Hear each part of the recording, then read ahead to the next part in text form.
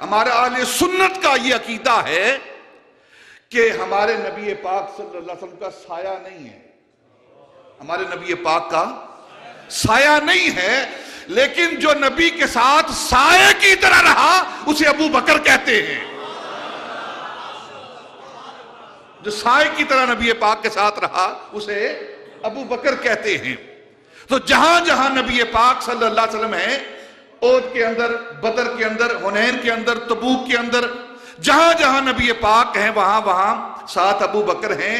پہاڑ پہ نبی پاک، ابو بکر بھی پہاڑ پہ، بازار میں نبی پاک، ابو بکر بھی بازار میں، غار میں نبی پاک، ابو بکر بھی غار میں، اور پھر آج دیکھ لو مزار میں نبی پاک، ابو بکر بھی مزار میں۔ ایسے صاحب ہیں، ایسے ساتھی ہیں کہ آج بھی ساتھ چھوڑا نہیں، آج بھی ساتھ چھوڑا نہیں۔ مزار کے اندر، حجرہ عائشہ کے اندر آج بھی نبی پاک صلی اللہ علیہ وسلم کے ساتھ بالکل۔ اور نبی پاک نے فرمایا، ایک دن مسجد نبی کے اندر داخل ہوئے نبی پاک صلی اللہ علیہ وسلم،